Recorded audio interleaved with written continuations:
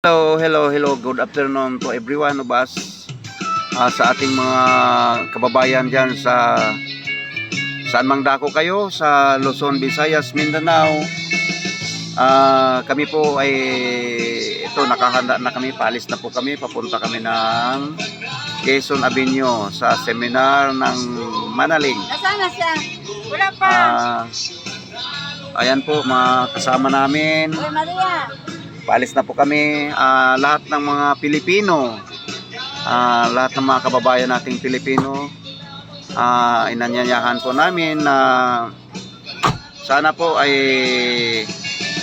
darating ang araw na makakarating kayo sa makakarating kami sa office. Kayo makakarating sa office ng Manaling, lalo't higit yung may mga karamdaman na matatagal ng nagsasuffer, o yung mga hopeless na, yung mga nagdialysis na dyan, nag-insulin, at yung mga nagsasuffer sa anumang iba't ibang uri ng mga karamdaman. Punta na po kayo sa Wala pa. Ayun, nandiyan yung sasakyan punta kayo sa Quezon Avenue. Di ba niya Ayan po, ginamit? Baka hindi pinayagan open niya sa po galon. yan. Hindi niya ginamit. Ha? Hindi niya ginamit.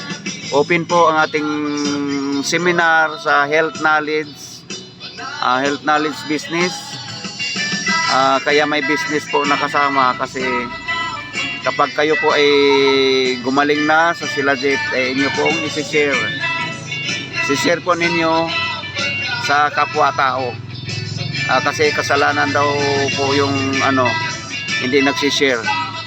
So utos po ng Diyos yan na kapag kayo'y binigyan ng biyaya ng ating Panginoon, dapat ninyong i-share sa kapwa.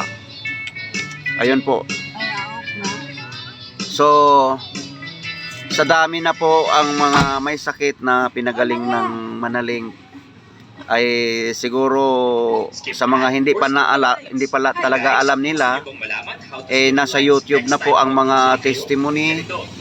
Kalat na po sa social media ang testimony po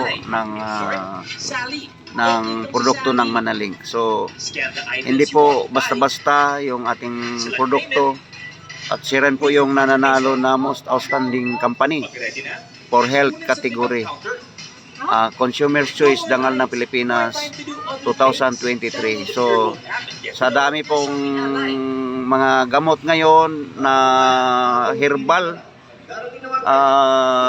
yung mga synthetic drug, herbal, iba't ibang uri ng herbal.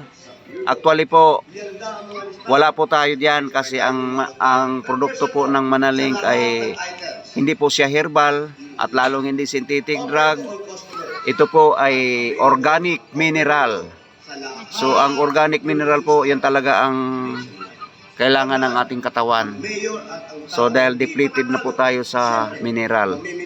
Kapag ang tao depleted na sa mineral, tayo po ay magiging acidic. At alam naman ng lahat, aywan ko sa iba, pero yung mga nakakaalam, yung mga nagseminar lamang po sa Manaling. So ang pinagmulan talaga ng sakit natin ay galing po yan sa acidic. At bakit naman tayo nagkaroon ng acidic? Dahil sa kakulangan po natin ng mineral. So bakit kulang naman sa mineral?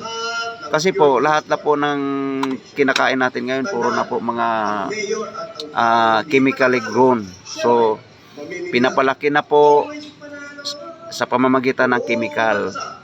Kagaya ng bigas natin, itlog, karne, kahit anong uring karne po ay chemical na po yan galing. So unlike po nung unang araw na wala pong tayong involved na chemical, so mataba pa po ang lupa nung unang araw, kaya yung mga tao, mga healthy ang mga tao nung unang araw, bihira lang po yung nakakasakit. Ayan po, karagdagang kaalaman po para sa lahat ng nakikinig ng video ito. Pumunta lang po kayo sa Quezon Avenue, sa may Manaling, yun po office namin. Bukas po yan araw-araw pong bukas yan, maliban lang po sa linggo. So yan po, maraming salamat po. Sa susunod po, abangan po ninyo ang aking video. Explain po sa inyo paano o bakit talaga nagkasakit yung tao. At bakit napakaraming nangamatay ngayon. Lalo't higit yung mga hindi nakakaalam ng health knowledge. Lamang na po yung nakakaalam kasi naiiwasan po nila yung mga bawal na ititik sa ating katawan, nakakasama sa ating katawan. At ang dami po kayong matutunan. So, visit lang po Manaling Corporation, Quezon Avenue. Maraming pong salamat. God bless you all.